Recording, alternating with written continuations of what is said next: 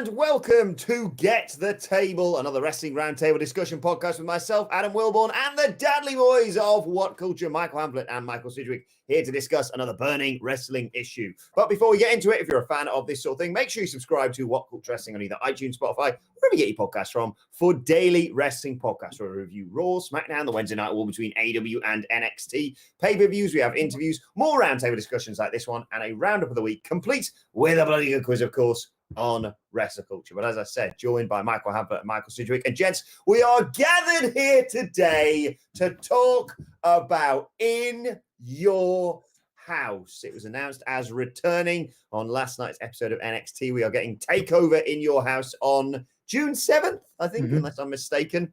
So I want to talk about the real reason WWE have brought back In Your House. And before we get into that, Michael Hamflett, as if I need to guess, your reaction to this news?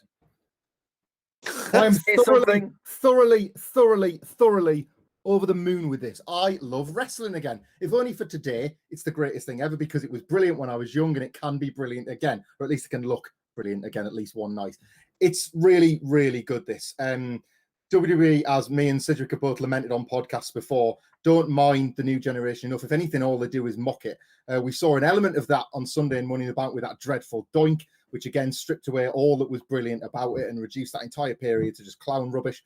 But the mid-1990s was host to some of the best actual work rate level professional wrestling WWE has ever put on. The aesthetics were like clean and jazzy and current and interesting, but nobody was really watching wrestling. Nobody was interested in it. It was like outlandish and a little bit garish, but that now more than ever has been what NXT has arguably been lacking. A lot of the complaints that my esteemed colleague has made about it is that it just isn't fun enough, that it just doesn't, it takes itself way too seriously. And I can see those criticisms. The takeover formula itself was kind of attacked after Portland, after it was seen as being a bit too repetitious with the way that the matches were being agented to just all hit that exact like sort of engineered kick out excitement. And this potentially pulls the rug out from under that by just offering a genuine escape. It continues to be the thing that we look for in wrestling, and In Your House is both escape to the past, but for those people that don't really have that affection to it, it's something brand new for them to look at. I like how I'm the biased one, apparently, out of the two. And in this empty arena era, we've had AEW adjust to it absolutely perfectly. They've kind of went with the circumstances and introduced a kind of quasi-canon in which we get things like Stadium Stampede and not Blood and Guts matches. They've sort of embraced the heightened realism of everything to create better shows that don't feel depressing because they're not just plowing on with plans that would have worked much better in normal context. And Hamflett has problems with all of this, and then he sees a logo. He sees a logo and he's happy. Correct. Absolutely. 100%. He's right. He's 100% right. Like, this is as connected as I've ever felt to anybody from the Ruthless Aggression era, one of which our colleague Ben Roy Toyner was over the moon when John Morrison MVP returned in January. And I just sort of stared blankly at it. What? They're no more interesting now than they were 10 years ago. Whereas to me, this is exactly the period they need to be looking towards. I don't know if this was on the agenda at the start of this year for a takeover. I sense that it wasn't, because it feels so much more outside the box for them like look towards the mid-1990s, although Shawn Michaels is now obviously all over NXT and he was all over those old In Your Houses, but it doesn't feel like something they would have picked as a theme for a takeover had they not needed to try and make these shows more entertaining than they are. Sidgwick's right. Like, this plays to all my WWE biases, every single one of them, like all my favorite things at the same time, including a t-shirt that I was one day hopefully going to stride into the office in, but we don't know when that's going to be next, so I might as well use it today in this a great day of celebration of something that the WWF once did really, really well. Does this mean I need to break out a new, what about the new generation era, or is that not? We've been doing that in articles for like 3 or 4 years. Yes, we have. Yes, we well have. So to answer the question, well, actually, I should just point out we are live, of course, on YouTube. If you want any questions, ask the boys. As always, stick them in the comments and I'll try and ask them in due course. Hamflett, other than the fact, it's popped your tits off, why is this classic pay-per-view returning, and specifically for NXT TakeOver? Well, so like me and Sidgwick, we have these jokes about us being biased, or people think we're being biased. I'll tell you why I'm not biased, because if anyone's listened to the podcast over the last few weeks, there have been plenty of weeks where when there's a little vote at the end, I'll vote for AEW, or that I've acknowledged that NXT is kind of I wouldn't use jump the shark to use Sidgwick's terms, but I feel like it's very much gone off the boil. I think too many promos have kind of fed into the way the main roster does things, and there was always, for me, quite a distinctive difference between Raw and SmackDown and then NXT. It succumbed to the same empty arena problems that most of WWE's output has, and it just hasn't felt like the NXT that I had felt loyal to for so many years, a product that I think is probably the reason I stuck with wrestling in general in the dire mid-2010s, had it not been for that resurgence in that tiny little venue in Florida. And I just think that they know, we've talked before, we make jokes about the demographic. They are indeed perfect for me and my fellow 50-year-olds, WWE, that remember this brand and deeply, deeply love it. And Triple H and Shawn Michaels are probably, and whoever else was involved in this decision, are probably looking to try and bring some of that audience back together. I don't think I'm the only one that considers himself a big fan of this brand and has felt a little bit detached from it in the last few months. Probably from when the crowds disappeared was when it became notable, but there will have been things creeping in before and after TakeOver Portland. And this feels like it's going to bring a lot of those people back together. Big if they don't make a huge mess of it. The set needs to be there. Things that people loved about that era of pro wrestling need to be there. There needs to be an awful lot of color. There needs to be work rate, because there was, but that's obviously something that NXT should theoretically be able to deliver in spades. And I don't know, I can't fake how I feel about a product. And when I saw that this morning, I suddenly felt alive about it in general. I don't think it's a coincidence that me personally was way higher on some of the programs that they started setting up for this pay-per-view, because it just feels like a destination in general I want to be a part of, in comparison to, say, those episodes of NXT that were being compared to TakeOver Tampa that didn't at all feel that intriguing or interesting. What I've loved about this announcement, in my heart, isn't really in that company, irrespective of the brand, like, anymore, is that Hamlet's dead right. There's a certain synergy between the In Your House brand and NXT. It felt like In Your House, and particularly some of the undercard bangers that will live on forever, are echoed now in the NXT brand. It just feels like there's a synergy between the two, and they've been really quite savvy enough to recognize this. And as Hamlet points out, there is a correlation between the age of the NXT audience, their memories of a quite similar, indirect parallels, but potent ones nonetheless, that it just feels like a really inspired, but like just natural coming together of two aesthetics and two brands. And there's also the very, very obvious fact that again plays to Hamlet's sensibilities, that it's in fact a bit of wordplay, because they are only in your house. So why not go with the branding? But yeah, definitely. I think one of the reasons is that perhaps they've given up on the idea of reaching just as yet that core demographic, and they're looking at the ratings and their hemorrhaging viewers and thinking, right, it's a fool's errand to go after the young crowd now when no one is watching anything in large number. So let's mobilize the viewers who are watching still and give them this huge and hopeful, faithful attempt at fan service. I'm like Hamlet, I want to see the set. I want to see the vibrant colors. I want to see a bit of the creativity, not literally, but something like the hog pen match. Just seeing someone show their ass. Even Triple H himself, I would love to see him fall in some crap. Like, I would love to see that. But just a sense of fun, a sense of innovation, and a sense of real work rate. Yeah, you've sort of alluded to it there in your answer to that, Sidge, but we've mentioned in the past, as Hamlet said, about NXT kind of going a little bit off the rails, certainly since the start of this year, and the dwindling viewing figures, which of course, isn't just due to a bad product across the board for WWE. It's due to the fact of this current situation that we're in. It just does not work for a wrestling product, or limits the ability to connect, let's say, with a wrestling product. But is an announcement like this exactly what WWE needed, Sidge? For NXT particularly, yes. I think that to bring into perspective the problems that NXT has had in the empty arena era, the nicest thing you can say was, "Oh, last night's main event reminded me of an Evolve match," which really shows how things have plummeted.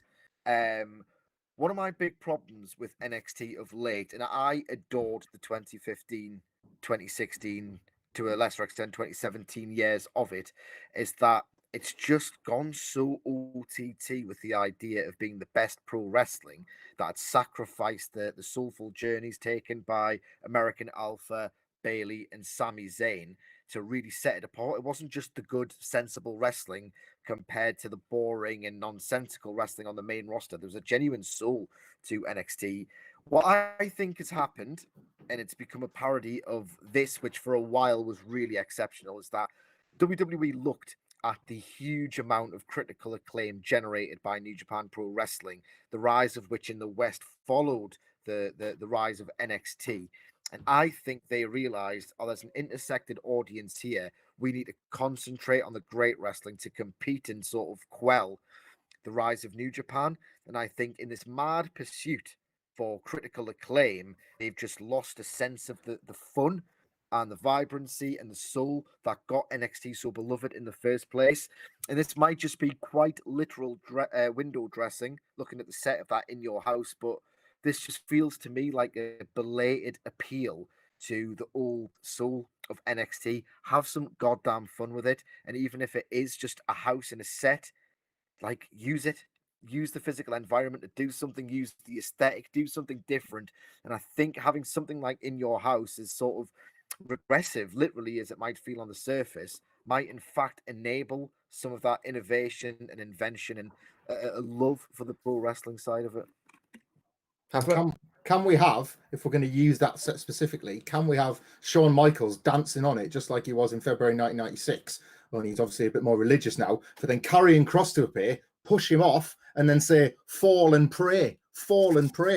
And then he's just gotten over as a big deal with a very relevant character moment. But all flippancy aside, yeah, use the house, use the look. I joked on the review podcast of Damian Priest firing his little arrow into the window of the house and setting the little plants ablaze or something like that. This is the thing is, this is in your house with a budget, so it actually has the potential to use it in a way that they really couldn't afford to do. That was this one cardboard set that they trolleyed around to B-show pay-per-views to try and dress up what would have otherwise been a varnished Sunday night house show that they were flogging for slightly cheaper than one of the standard pay-per-views. It was an overreach, the original In Your House. It was only when they made it 3 hours and realized they could up the price of it, they could make proper money off it. And B shows became actual B shows. Takeover now has got, in its current form even, has got way more prestige than the In Your House brand ever did. But to fans of a certain age, myself included, Cedric included, and lots of others, In Your House does have value. So bringing these two things together, like there's a supergroup element to this in how you think about it. And it's just really, really key that they pay that off on the night. You want something that like resembles what you loved, but also like resembles what you still love now, if Takeover's still your thing.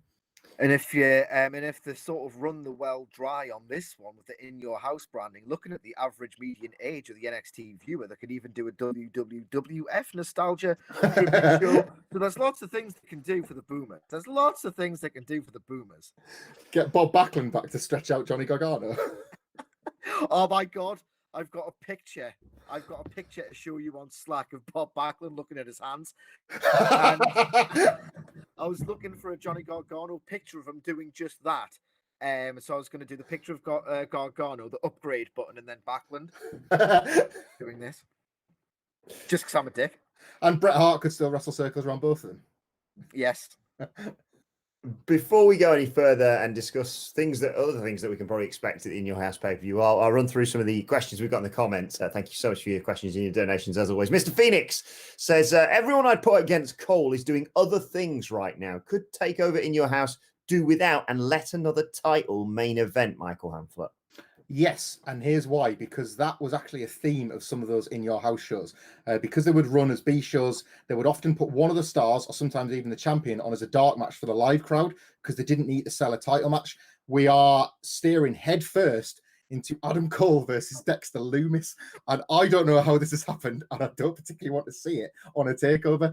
There was a really cute tease of like how Dexter Lumis is going to further the divide between the Undisputed Era by taking on Roderick Strong, who they've kind of just nominated him and pushed him off to one side. They were all on that Skype chat before he even got there, all of that. I would have no problem seeing Strong and Lumis, or which I know we're getting next week, but like a rematch there, or the Undisputed Era working as a team against Lumis and some other people as a big main event rather than necessarily needing Adam Cole to defend his title. Also, he's the champion that can get away with looking like he's ducking the title shot as well. Another question from Mr. Phoenix that you can answer this one, Sige. Could NXT revamp the women's tag title since they did so with the cruiserweight title and have the best women's booking of the week? That's, of course, assuming that the Iconics, the Iconics become tag team champions, which I reckon they will on Monday Night Raw next week, especially because they are advertised for being on the bump, and you wouldn't have someone like that on the bump without putting the title on them.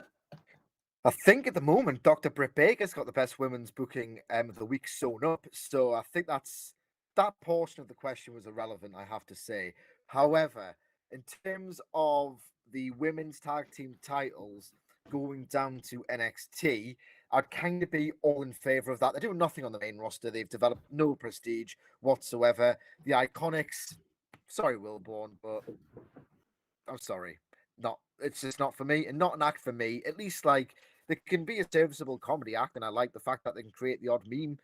Sort of 5 valuable seconds of my day when they do the Kayla thing. It's really appreciated. But if you actually want a set of tag team championships, yes, NXT is the best place for them.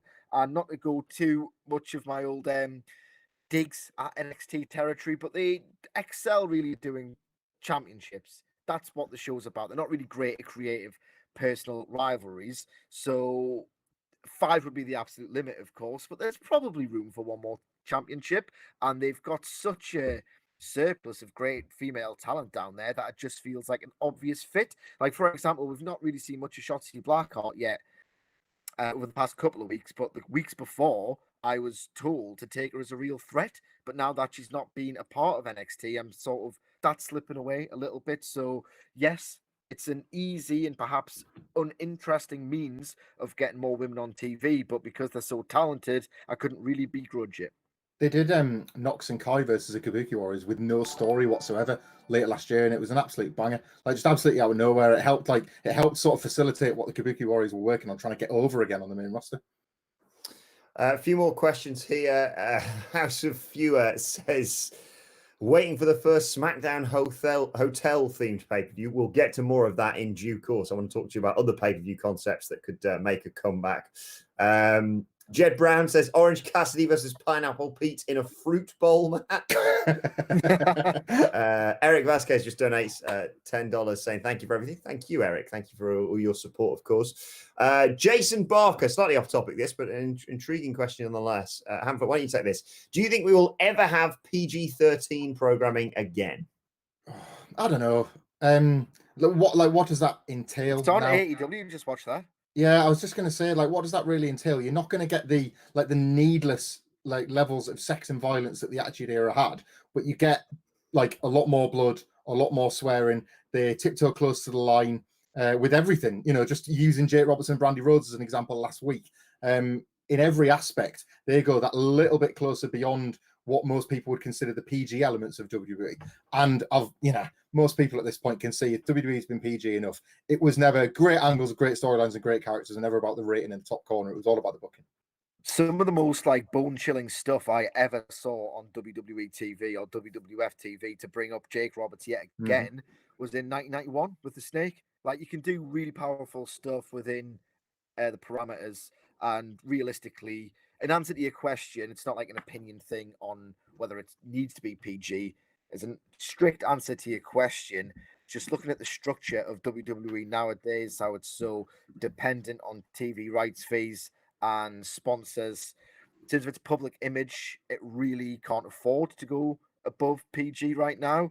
The only way I can see that tipping over the edge is if post the unfolding crisis, the TV industry gets absolutely desperate, which is already half happening. They might encourage WWE to push that envelope to make things more shocking and interesting, because the demise of that industry, the slow demise, appears to be accelerating somewhat. The Attitude Era as well was a reflection on culture. They like to pretend they're with the curve, but they're not. They're slightly behind it, aren't they? If culture in general seemed to go in that direction after all this, WWE inevitably would follow it, because that would be where the money would be. So what should we expect in your house, Hamflet? You sort of alluded to this. You've sort of suggested potential spots, but I mean, you have some great memories of over the years of In Your House. What if fans have never experienced it before? Obviously, they should sort of refresh their memory using the WWE Network. But what can they expect on the 7th of June? Well, it's not so much like a themed pay-per-view that lent itself to one match in particular. So really, in terms of like how NXT TakeOver look, it's just really important that they hit the target of actually making this feel like an in your house. With that logo, that gives the impression that we're going to get that fantastic white set front. For anybody that's never seen an in your house on the WWE network, go back and look for anything from 1995, 96 and early 1997, and you'll see a giant white fronted house with a door and a window, and it just gave those shows a sense of identity, which is something that, as we've discussed, the takeovers tend to lack, as do most shows in the HD era, to be fair. But yeah, the in your houses were kind of like a bit of a work rate staple. So as much as you get cartoonish new generation era stuff, you'd invariably get at least one Bret Hart or Shawn Michaels match, or Diesel. He had it in him every now and then because he was such a feature of those shows, to go above and beyond in ways that you just didn't expect. Nothing was drawing, nothing was really connecting, and that's what feels like is holding a mirror up to NXT at the moment. Nothing on that product is connecting, nothing is really drawing. Ratings are in the bin, and you're looking for wrestlers to kind of like make people stand up and take notice again. And that was what was certainly happening on them shows. Like, for recommendations, if people want to search out Shawn Michaels versus Jeff Jarrett from In Your House 2, Bret Hart versus Hakushi from In Your House 1, Diesel and Shawn Michaels versus Yokozuna and the British Bulldog from number 3. We could go on and on and on. Then we could do countless Bret Hart podcasts versus Jean-Pierre Lafitte. Oh, absolutely fantastic. There is, honestly, Shawn Michaels versus Diesel from In Your House, Good Friends, Better Enemies, like an all-time classic that still holds up as well. There's just so many of them buried in a time where people assume that all of the products was rubbish. And there is this assumption at the moment that NXT has gone rubbish. So if anything, I'm hoping that the aura that definitely does exist around this, and again, we talked about Karrion Kross last week. NXT was trending again this week, and I think it was undoubtedly because of this In Your House news. It's something that has captured people's imaginations. So if anything, WWE, as they so rarely do now, have actually set the stage. I'm hesitant to just say let the wrestlers wrestle, but in the matches that they appear to be setting up on this week's episode, go out and prove yourself, because there is a slim chance that other people that may not be that interested on the reg week to week will be checking in on this one. We'll be having a quick look. Yeah, casual fans that I know have already messaged me saying, "Oh my God, I can't believe In Your House is coming back." I think you're right. I think it's going to hook people in. Do you think we should expect potentially more, I want to say sort of more versions of In Your House? Sid, you mentioned there the sort of themed ones around rivalry. So it's still a similar concept, but you think about the superstars and the way they build these personas nowadays. Could we see that more and more, perhaps, if this one goes well? I don't know. I just think it's a one-off. You don't really want to just relaunch the branding full stop. Even though I used to love the suffixes. Like, I think Bret Hart named Beware of Dog because he had this issue with the word "the," where he would just miss it out completely or add it where it wasn't necessary. So I used to love the suffixes because it gave it a personality, and to me, at least, it gave me the impression that these shows were so special and the storylines were so special that they had to build the show around like concluding them. It was like a really neat trick of a titling convention on dorks like me, because these shows never drew. And realistically, I think this is just, as much as we got total marks for the history of In Your House, it is simply a one-off, a very cute, might I add, marketing tactic that the best we can hope for is that, if not a literal continuation of the In Your House branding, they can just use this decision to look inwardly and think, right, okay, what can we do to make this work? And if this works, why aren't we doing more of it with NXT in general? It's certainly a hell of a stepping stone in the interim between WrestleMania and the Summerfest. What other pay-per-view concepts need to make a comeback then, Hamlet? If we're going to bring back In Your House, actually, Sid, you seem like you want to go for this one first. Yeah, I'm very keen, mate. I'm very keen indeed. Just I want to piss on people's chips. It's my job. Right, Halloween Havoc is a lot of fun to watch in retrospect. It's a lot of fun to watch in retrospect, because the history is checkered with like genuinely great matches, Eddie and Ray. You'd have to be dead inside to not enjoy the overall aesthetic, and it's perversely amusing looking at some of the ridiculous matches they used to do. WWE could not get this more wrong if they tried, so they should not try. Basically, what you want out of Halloween Havoc is, I want a big, daft, massive set. I want like a Chamber of Horrors match for the banter, and just have an Eddie and Ray match. like a nice big patchwork quilt of everything that made Halloween Havoc what it is. WWE's approach to Halloween is trick or treat street fights. That's what you'd get. So please stop asking for it. I also enjoy the irony of the man shooting down Halloween Havoc being dressed as a pumpkin today. Hamper, any pay-per-view concepts? I mean, you've had your favorite one. Is there anything else? Morbidly curious about how Cyber Sunday would work with the existence of Twitter, because previously, obviously, you'd have to spend 10p on a text to vote in or do it through WWE.com or whatever. Twitter is a minefield that they dare not go in. So imagine Twitter polls being hijacked and them having to acknowledge it because we can see the results live as they're happening. The prospect of what you could do to a WWE card if they even let you anywhere near it is fascinating. The idea that you would just get these drill accounts like leaving replies that would suddenly appear on the screen under the match graphic or something like that. Just a way that, again, like Cedric makes a point about Halloween Havoc, they wouldn't use social media in a way to make it fun, to make it feel relevant, to make it actually feel like they've still got the finger on the pulse. You sense that what would happen is they would just turn it into this really corporate engagement event where they would just have people wanting to send in, like I say, touts. It would be Facebook videos now, but just send in their favorite videos, and you just have this, like, I don't know, some really earnest guy in a WWF New Generation t-shirt talking about airing an old Bret Hart match or something like that. It just wouldn't feel real. It just wouldn't feel believable. But yeah, I don't think they'd be able to get it right because we'd be able to see what was actually happening on Twitter versus what they would be projecting on the actual pay-per-view. I just used to love it at Cyber Sunday when they knew they were still sort of playing with fire, despite the fact that they could probably control it a lot more than they could do nowadays. And so it'd be like, who should be the special guest referee? Should it be Stone Cold Steve Austin or this guy from Accounts? You know, it was just ridiculous. I would like to see Cyber Sunday. But yeah, it would be, you'd sense that they would just control it so much. It would just be, who do you want to see face this guy? Do you want to see Seth Rollins? Seth Rollins in a hat? Seth Rollins in a shirt? It's just like, yeah, okay, we get what match you're aiming for. Those old Fatal 4-Way Divas matches where it was like a swimsuit, bathing suit, or bikini. Schoolgirl. That's what they voted for, not me. Thanks to Mr. Jay Lawler, who's exhausted. Apparently, exhausted entire vote. That's too obvious. Jerry L. I've won. It's not, it's not the theme of a pay-per-view, but an idea that I've always been intrigued to see make one flash come back. It's the championship scramble. I don't know what it is about it. I think it's the fact that the Brian Kendrick was WWE champion for about 2 minutes. Just always still pops through whenever I'm reminded of that. Right, let's run through some more questions. House of Fewer, again, thanks again for your donation and your question, says, how long until Vince uses Seth's and Becky's baby as a prop in wrestling storyline? Let's not talk about Vince's designs on that kind of thing. Fair enough. The last time a pregnancy happened, bad things happened. But thank you for your donation, and Baron Corbin will absolutely banter that baby off at the earliest opportunity. 100%.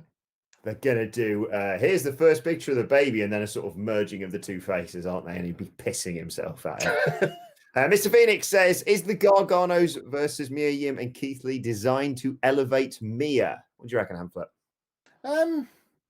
No, it's not. The Garganos are going to win it, but she'll sort of be elevated by default because I'm sort of into seeing it. Like, Keithley battering Johnny Gargano is the hook here. Candice LeRae can wrestle circles around Mia Yim. And the points she was making before the screen went all wobbly and black and white were valid. Like, she does get an awful lot of opportunities when there seems to be evidence to suggest that she's maybe not as deserving as Candice LeRae. So, yeah, sympathy is with the weird, very, very unsympathetic heel. So I don't think Mia Yim will particularly get the shine in this one. I think it was you on the podcast today, Sid, you pitched Johnny Gargano moving out of the way as Keithley goes for the pounds. Oh, it was Hamflet. I don't care enough about Johnny Gargano to fantasy booking spots. Stephen DeFilippis, thank you for your donation, says, do you guys not think Cody's entrance on AEW to confront Archer was badly thought out? He drove 2 meters to crash into a few cones. We dealt with this a little bit on the podcast, Sid. It wasn't ideal, was it? It was good on paper.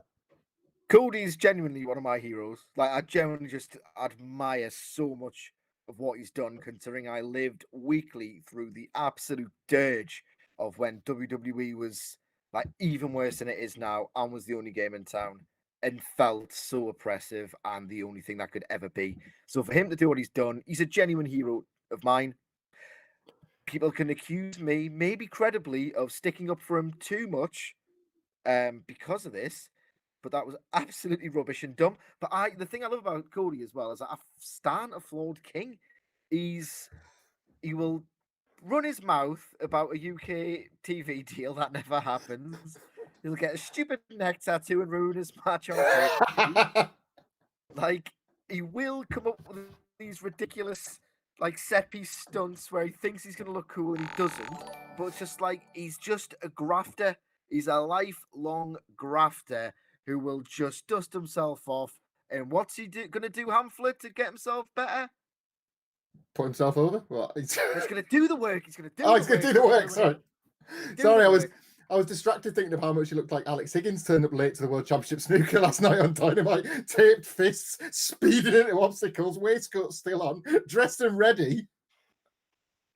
I think aside from the slight bumping of the guardrails and what have you, I thought it was quite enjoyable, to be perfectly honest. I don't agree that people say, "Oh, he got too much offense in on Lance Archer." Yeah, he only did that because he choked him with his own hair and kicked him in the bollocks.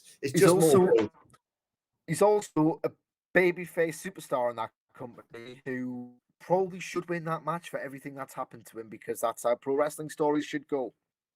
Thanks. Be very intriguing. Be born earlier, and you will understand that. I still can't believe we're only 9 days away from that pay-per-view. Final question here. We're going to give to Jason Barker. Intriguing this, considering they keep referencing it when they talk about future Hall of Famer JBL. Jason says, when do you think the Hall of Fame is going to be, Pamphlet? Ooh, I would say probably it would be one of those things they'll just save for next year's WrestleMania.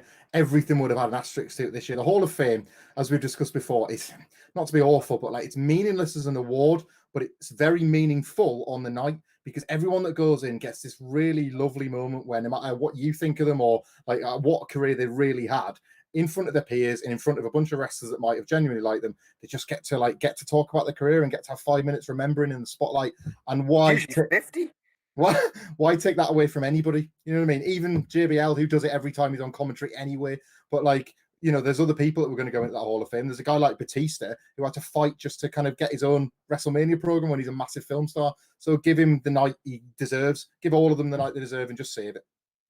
Yeah, I think I've seen people in the comments just suggesting potentially SummerSlam. Here's the thing about the Hall of Fame. Sorry, Will, want to cut you off. They are running out of goddamn names super fast.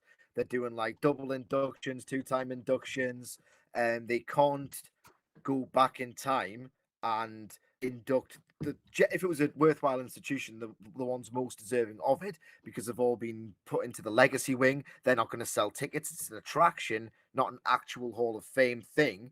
So yeah, I think they're not going to do it before WrestleMania. I would be shocked if they do like one at SummerSlam and yet another one at WrestleMania. I'll be absolutely shocked. The in your house nostalgia is going to open up a window to a brand new set of wrestlers that just never get talked about. So in goes Hakushi, in goes Jean-Pierre Lafitte, in goes Making a Difference Fatu. Like all the guys that have never given the opportunity, they're going to be exposed to fans for the first time. Hoist some 1995 guys in. Yeah, I was just about to say the exact same thing, Sidge. I think it's probably best for everyone. I don't think anyone's, really crying out that we didn't get a Hall of Fame this year, more so than, the fact we didn't get a proper WrestleMania or Raw and SmackDown after WrestleMania and what have you. I think no one would really have that much of an issue if they just decided to do the same thing next year, maybe Hoy 1 or 2 extra names in there. But I mean, it's just Jushin Thunder Liger was on it, wasn't he? So there's just an incredibly stacked list of names already. Just hold off and then make next year's WrestleMania, a true celebration that we can hopefully be back to normal by then. But anyway, this has been Get the Table. Don't forget to let us know your thoughts in the comments section below. Don't forget to like, share, and subscribe, of course. And subscribe to What Culture Wrestling on either iTunes, Spotify, wherever you get your podcasts from for daily wrestling podcasts. Earlier on today, myself and the Dadley Boys sat down to discuss the Wednesday Night War. Tomorrow, of course, we have Wrestle Culture with the hashtag Bloody Good Quiz, and we'll be back live here at 4 p.m. BST tomorrow to preview SmackDown. No doubt debate who should be the next Intercontinental Champion and the likes. We'll discuss all of that tomorrow. Let us know your thoughts on In Your House being brought back and the real reason that has happened on Twitter at WhatCultureWWE. And watch there, follow all 3 of us. You can follow Michael Hamflet at Michael Hamflet. You can follow Michael Sidgwick at M. Sidgwick. You can follow me at Adam Wilborn. You can follow our lovely editor Phil at Phil My Chambers. You can follow us all at What Culture WWE, as I said. But this has been Get the Table. My thanks to the Dadley Boys. Thank you for all your donations, your questions, and for joining us. And we will see you soon.